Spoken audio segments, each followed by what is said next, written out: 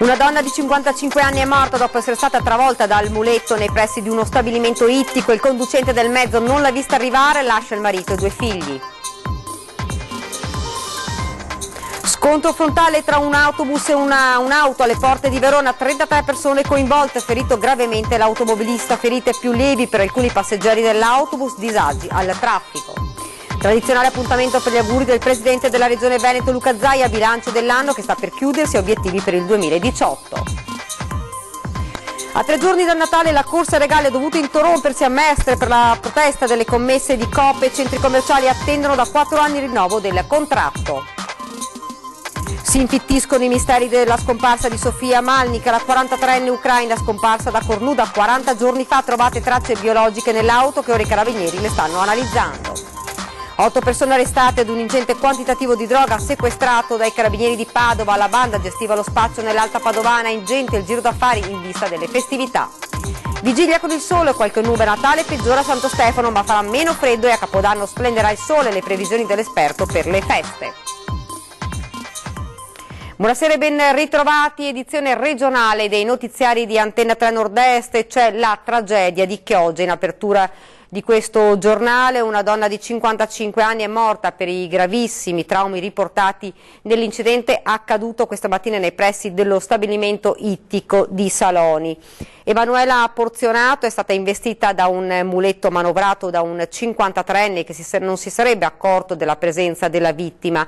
La donna prima è stata urtata, poi dopo aver perso l'equilibrio è finita con le gambe sotto il mezzo elevatore. I soccorsi sono stati immediati ma purtroppo per la 55enne non c'è stato nulla da fare. Il decesso è sopraggiunto poco dopo il suo arrivo al pronto soccorso dell'ospedale cittadino. Il dramma si è consumato alle 7:30 di questa mattina. Emanuele Porzionato lavorava in banca, lascia il marito farmacista e 2 figli. Alla notizia della morte della donna, l'operaio che l'ha investita ha avuto un malore ed è stato trasportato in ospedale.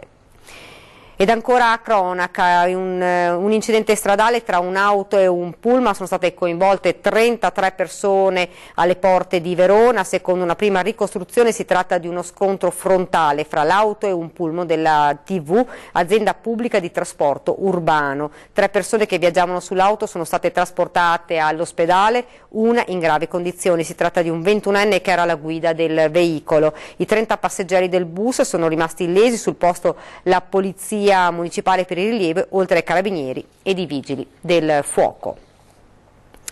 È stato un anno con eccellenti risultati a partire dall'autonomia. Il Presidente Zaia e la Giunta hanno incontrato la stampa per i tradizionali auguri fine anno tracciando un bilancio. Sentiamo.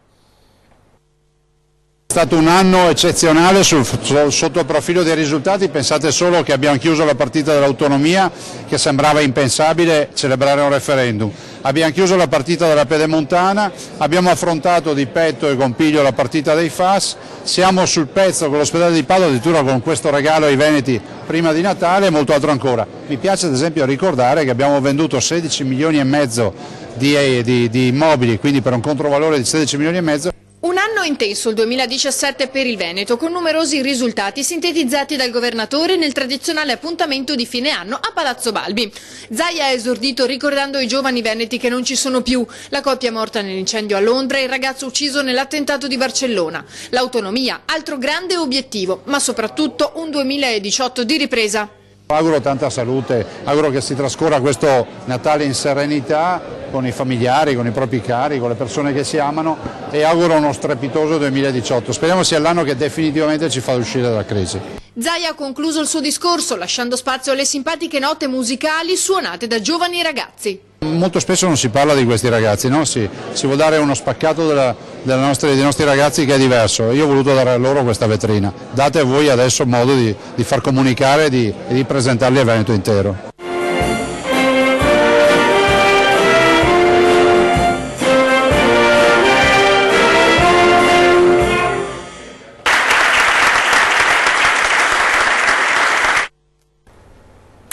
A 3 giorni dal Natale la corsa ai regali ha dovuto interrompersi a Mestre per la protesta delle commesse. Sentiamo.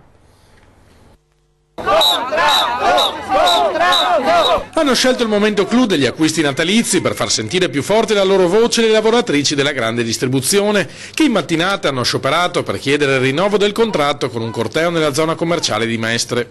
Noi siamo sempre disponibili, sorridiamo per loro, lavoriamo, però loro non ci vengono incontro su niente. Siamo stanchi, vogliamo un contratto, vogliamo essere rispettati, vogliamo essere riconosciuti per quello che siamo. In questi 4 anni di vacanza contrattuale, lamentano le commesse, le nostre condizioni di lavoro sono peggiorate esponenzialmente a fronte di incentivi economici sostanzialmente inesistenti.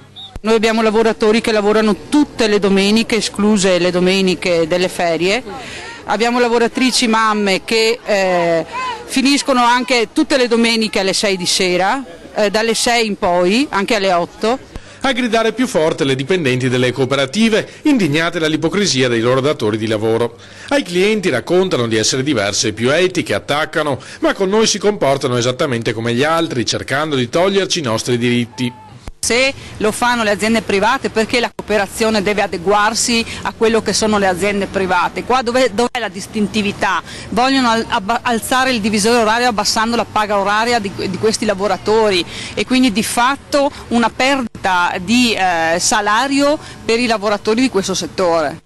Inevitabili disagi al traffico lungo il percorso del corteo, che si è snodato dalla Coop di via Pionara al parcheggio dello Shan, lungo il Terraglio, via Perona e via Don Tosatto.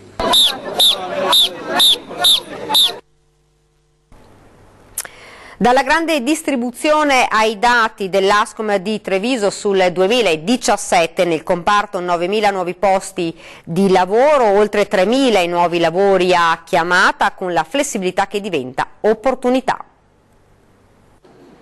3.328 nuovi rapporti di lavoro a chiamata nel terziario nel corso del 2017. Sul fronte occupazione l'Ascom trevigiana chiude un anno positivo e il presidente provinciale Salvadori spiega perché. 7 persone su 10 sono ancora oggi stabilizzate, quindi per noi, per la contrattazione territoriale che abbiamo messo in piedi, tempo determinato, la flessibilità cioè, significa non precarietà ma opportunità. Frutto di una concertazione che la grande distribuzione non è riuscita a portare a buon fine con la rivolta dei lavoratori oggi in sciopero.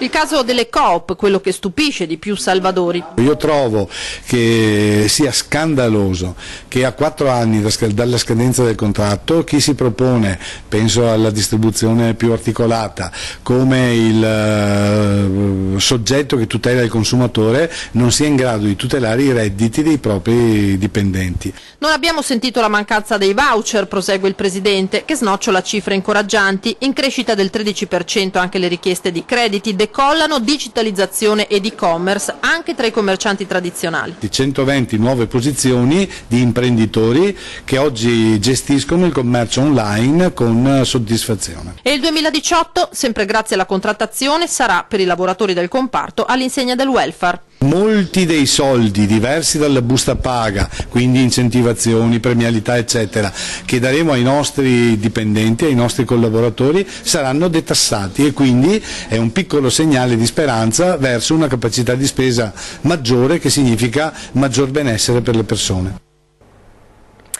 Ed ora la cronaca con il giallo di Cornuda, la vita di Sofia divisa fra 3 uomini, mentre la sua scomparsa rimane avvolta nel mistero. Nell'auto della 43 ucraina trovate tracce sospette. La vita di Sofia divisa tra 3 uomini. Si è sbriciolata così con il passare dei giorni l'immagine della coppia felice senza problemi. La 43enne ucraina aveva, oltre al compagno Pascal che si è suicidato, 2 uomini, uno a Bologna, un 70enne geologo, ed un medico trevigiano del quale sembra si fosse innamorata. Un giallo che assume ancor più contorni inquietanti. A oltre un mese dalla scomparsa il caso rimane avvolto nel più fitto dei misteri. Intanto, sul fronte delle indagini, gli investigatori dei RIS hanno trovato dei reperti biologici nella macchina della 43enne, sia sulla tappezzeria dei sedili che sul cruscotto. Ora saranno gli esami su queste nuove tracce a dare qualche risposta e forse una nuova svolta a questo giallo. Non solo, ma saranno valutati anche degli oggetti trovati dagli inquirenti sempre all'interno della vettura che non apparterrebbero alla donna. Risultati che dovrebbero arrivare non prima di un mese, così come gli esiti dell'autopsia sul corpo di Pascal Albanese, 50 anni. Una matassa davvero difficile da sbrogliare. Gli investigatori investitori, dopo aver scandagliato la vita di Sofia, ora stanno cercando di far luce anche sul flusso finanziario della coppia, a quanto pare piuttosto elevato per i lavori che effettivamente facevano. Ma l'attenzione rimane sui 3 uomini e sul possibile movente legato alla gelosia. Sofia, sempre secondo quanto ha detto alla trasmissione Chi l'ha visto, proprio uno dei 3 protagonisti, il 70enne di Bologna, voleva lasciare Pascal e lui e andare a vivere con il medico. La sera della sua scomparsa avrebbe dovuto vedersi proprio con lui, ma ricevette un SMS di disdetta. Cos'è accaduto? Il messaggio lo aveva davvero scritto Sofia? Un mistero nel mistero. I giorni passano, le loro vite sotto la lente di ingrandimento, ma della 43enne il nulla. Una fitta rete di spaccio dall'Alta Padoana fino a Padova città è stata stroncata dai carabinieri di Cittadella. 5 persone in carcere, 1 ai domiciliari, 2 sottoposti al divieto di dimora in provincia di Padova, per un totale di 8 persone, 7 tunisini ed 1 romena, indagati a vario titolo per possesso e spaccio di stupefacenti in concorso. Era un florido commercio di droga, quello stroncato dai carabinieri di Cittadella al termine di una complessa attività di indagine lungo la Contarina, l'arteria che unisce l'Alta Padovana con il capoluogo. Una rete di spaccio strutturata con compiti e ruoli ben definiti. Un gruppo di spacciatori che a sua volta era suddiviso in 2 gruppi che erano soliti, uno dei 2 gruppi spacciare l'eroina, l'altro cocaina. L'indagine era partita dalla scoperta di 2 consumatori, 2 trentenni fermati a Piazzola sul Brenta con alcuni grammi di cocaina appena acquistata all'Arcella. Il commercio messo in piedi era talmente ben avviato da attirare clienti anche dalle province di Venezia e Vicenza. Sono stati segnalati centinaia di assuntori che hanno portato poi queste segnalazioni al recupero di più di mezzo chilo di stupefacente tra eroina e cocaina. Un attento monitoraggio lungo la Contarina fino a diverse zone di Padova, quello dei carabinieri, ricorrendo a servizi di osservazione e ad ausili tecnici anche per eludere le precauzioni che gli spacciatori, suddivisi tra chi procurava lo stupefacente, chi lo deteneva in deposito e chi lo cedeva, avevano messo in piedi. Loro si posizionavano in un determinato punto del giardino dando delle disposizioni ad altri soggetti che facevano, tra virgolette, da vedetta per poter poi comunicargli l'eventuale presenza di forze dell'ordine, quindi avevano anche la possibilità nell'eventualità di allontanarsi in maniera veloce con innumerevoli vie di fuga. Ed ora invece torniamo a parlare della frana di Perarolo di Cadore, il centro funzionale decentrato della Regione Veneto, al fine di garantire un monitoraggio costante della situazione e la massima prontezza operativa del sistema di protezione civile in riferimento alla situazione di criticità geologica relativa alla riattivazione del movimento franoso che storicamente interessa Perarolo di Cadore. Ha decretato la fase operativa ancora di attenzione fino alle ore 14 di domenica 24 dicembre. Pur non essendo previste fino a domenica precipitazioni significative, permane la raccomandazione agli enti interessati di prepararsi con congruo anticipo alla gestione di eventuali fenomeni emergenziali. E va verso l'approvazione il fondo di solidarietà per le vittime del crack delle banche venete. Soddisfatte le associazioni che tutelano i risparmiatori, è un primo passo importante perché venga fatta giustizia. Sentiamo. È una grande vittoria, adesso speriamo che la legge di bilancio nella quale è contenuto il fondo vada via con la massima velocità e il 2018 speriamo di riuscire a concretizzare questo nostro impegno. Ci sono concrete possibilità di vedersi ristorato il danno subito. Ricordiamo che è rivolto agli azionisti. È rivolto agli azionisti, questa è la prima volta che succede al mondo dove appunto c'è un fondo a disposizione degli azionisti. È soddisfatto Loris Mazzon, tra i padri del Fondo di solidarietà per le vittime del crack delle banche venete. Il percorso verso l'approvazione procede in Parlamento con un ampio consenso. Per le associazioni a tutela dei risparmiatori è una prima grande vittoria. Il prossimo passo riguarda ora la cifra che avrà in dotazione il fondo. Al momento si tratta di 100 milioni di euro. Certamente bisogna pensare ad uno sviluppo per il futuro, perché ecco, 100 milioni di euro di sicuro non ristauravano la platea di 210.000 soggetti che sono rimasti defraudati da queste vicende. Di che cifra stiamo parlando? Ma la Regione Veneto nella commissione d'inchiesta aveva stimato una cifra complessiva di 19,7 miliardi di euro.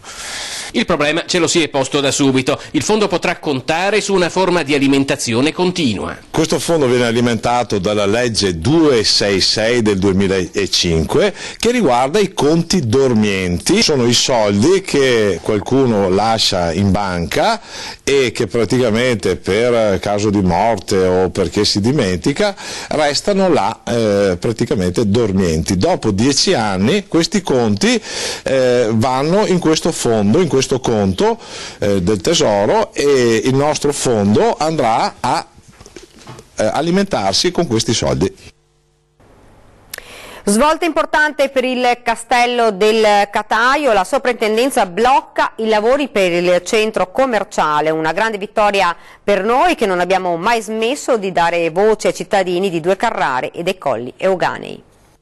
Non solo un'immensa soddisfazione, ma è quasi un insperato, enorme regalo di Natale, quasi un miracolo di Natale. Quando tutto sembrava ormai scritto, il regalo di Natale più desiderato per il Castello del Cataio, il territorio tra Due Carrare e Battaglia Terme. L'intervento della soprintendenza stoppa il centro commerciale, tanto contestato da tutta l'opinione pubblica. Ai comuni infatti nelle scorse ore è arrivata una nota ufficiale che notifica l'avvio del procedimento per porre il vincolo paesaggistico nell'area compresa tra Villa Mincana, Castello del Cataio, Ferro di Cavallo e Turri. Di fatto la pietra tombale dello shopping center da 120 milioni di euro e quasi 70.000 metri quadri di superficie di vendita.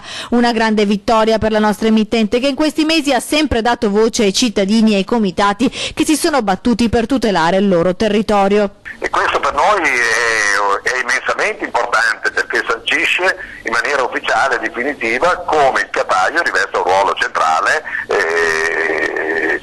nell'identità del paesaggio e del territorio intero, a tutela di tutto questo territorio.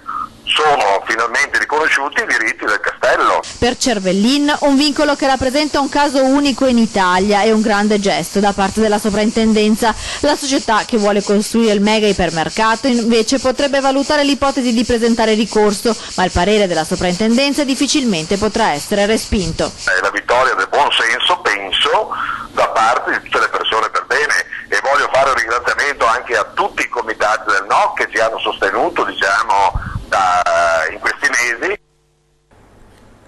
Ed ora parliamo di televisioni radicate nel territorio perché oggi è stato consegnato il sigillo trecentesco della città di Trieste al nostro editore Filippo Iannacopoulos per i 40 anni di attività di Tele4. Che mi pregio veramente con grande orgoglio di consegnarti il nostro sigillo della nostra città, che sono le chiavi della nostra città. È una città meravigliosa che ha saputo dare tantissimo alla tua televisione e che penso che continuerà. 40 anni di attività di Tele4 indissolubilmente legati alla storia della città di Trieste, un impegno che è stato suggellato con la consegna da parte del sindaco Roberto Di Piazza del sigillo della città di Trieste al nostro editore Filippo Iannacopoulos. 40 anni sono tantissimi, io ne ho 41, quindi sostanzialmente ero in fasce quando è nata Tele4, ma 40 anni nella televisione vuol dire esserci dall'inizio, da quando esiste la televisione privata, da quando c'è stato questo afflato di libertà sul monopolio RAI, e ci sono state voci alternative, voci che hanno saputo raccontare il territorio. Una TV che racconta la storia di un territorio, della sua gente, di Trieste e dell'intero Friuli Venezia Giulia. Tele4, così come Antenna 3, Rete Veneta e Tele Nord-Est, le 4 emittenti del nostro gruppo che con le proprie frequenze copre l'intero Nord-Est, raccontando ogni giorno, con i nostri telegiornali, le trasmissioni, gli approfondimenti quotidiani, ciò che accade in un'area così importante del nostro paese per essere sempre a fianco e dalla parte dei cittadini. Tele4 e Trieste, 40 anni di storia, un binomio indissolubile.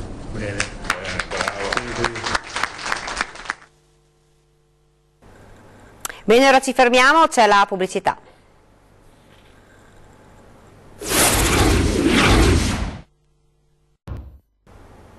Rieccoci nuovamente in studio con l'edizione regionale dei nostri notiziari, un fine settimana questo che sta per arrivare all'insegna del bel tempo, ma a Natale faranno capolino le nuvole. Sentiamo. In questo fine settimana regnerà il bel tempo, sole e temperature leggermente superiori rispetto agli ultimi giorni. Il sole sarà prevalente per tutto il giorno, salvo la possibile formazione di locali foschie o banchi di nebbia sulla pianura.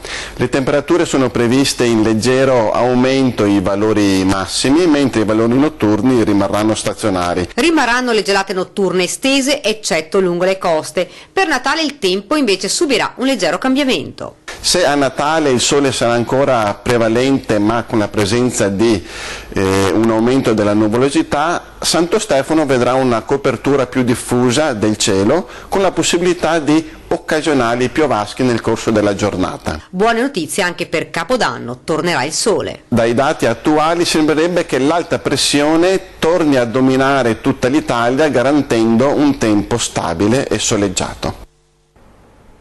Ed ora andiamo invece a Montebelluna per vedere il presepe del signor Giuseppe Merlo.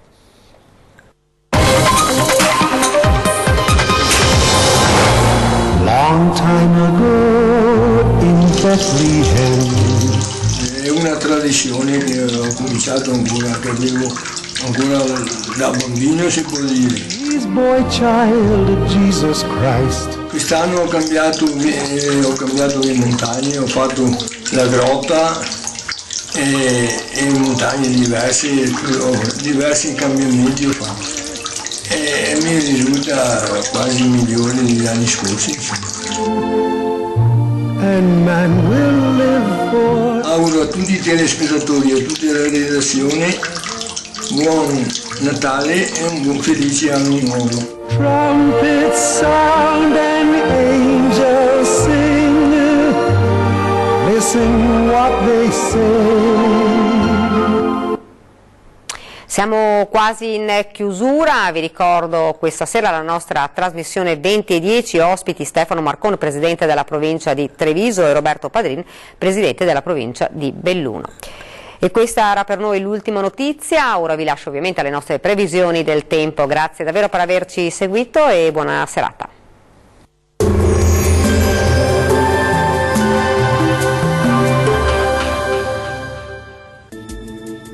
Alta pressione sull'Italia e dunque bel tempo asciutto sulle nostre regioni e anche ampiamente soleggiato, tuttavia con qualche nebbia sulle pianure. Vediamo il dettaglio del 23 dicembre. Sul Veneto foschie o nubi basse, sulle pianure specie al mattino del Padovano e del Rodigino, ma in rapido dissolvimento. Ampio soleggiamento sul resto della regione con cielo sereno o al massimo poco nuvoloso, innocui addensamenti sul Bellunese. Temperature massime comprese tra i 7 e i 9 gradi, minime tra -2 e 1 grado. Spostiamoci ora a vedere la situazione del Friuli Venezia Giulia. Poche novità rispetto ai giorni scorsi, ancora tempo asciutto, sarà una giornata caratterizzata dal sole ovunque, con il cielo che si presenterà sereno o al massimo velato su tutti i settori. Vediamo anche in questo caso le temperature, le massime saranno comprese tra 8 e 11 gradi, minime tra -1 e 3 gradi circa. Concludiamo infine con uno sguardo al Trentino Alto Adige. Tempo asciutto e stabile grazie alla presenza dell'alta pressione che regalerà alla nostra regione un ampio soleggiamento. Il cielo infatti si presenterà sereno o al massimo poco nuvoloso e con locali addensamenti solamente sui settori di confine. Le temperature massime saranno comprese tra 6 e 8 gradi, minime sotto zero. Il mare sarà calmo sulle coste e poco mosso al largo, i venti deboli da nord-ovest. Dal meteo di Antenna 3 è tutto, arrivederci.